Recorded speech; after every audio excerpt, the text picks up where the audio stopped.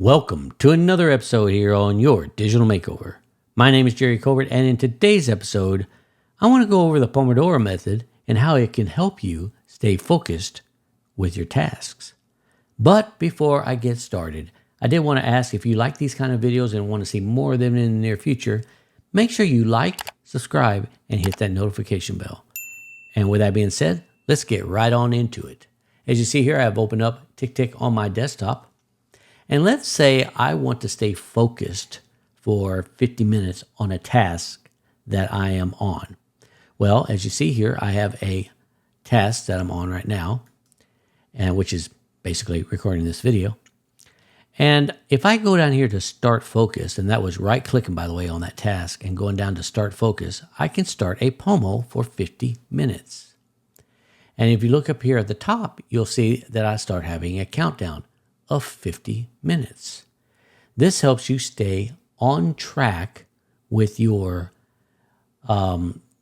task so you don't get kind of distracted. You know, you can just kind of say, hey, I'm just going to work on this video here. I'm going to work on it for 50 minutes and that's all I'm going to do. Once it's done, it'll let you know. If you happen to finish your task before that, you could always end it. I can't end it right now. Well, I could end it. I could hit pause and then hit end. But when I do so, it's going to come up with this little box that says, abandon this focus.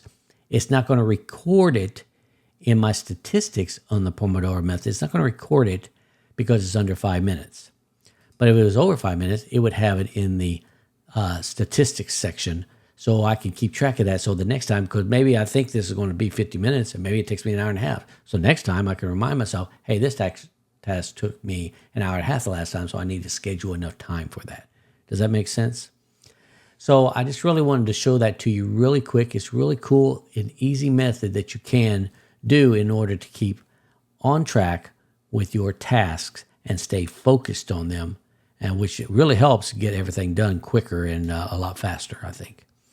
So with that being said, I hope you all enjoyed this episode. And if you did, don't forget to hit that like button right down below. And if you want to see more of these videos in the near future, make sure you subscribe to my channel and hit that notification bell. And with that being said, I want to wish you all a wonderful week, and I'll catch you next episode. Take care.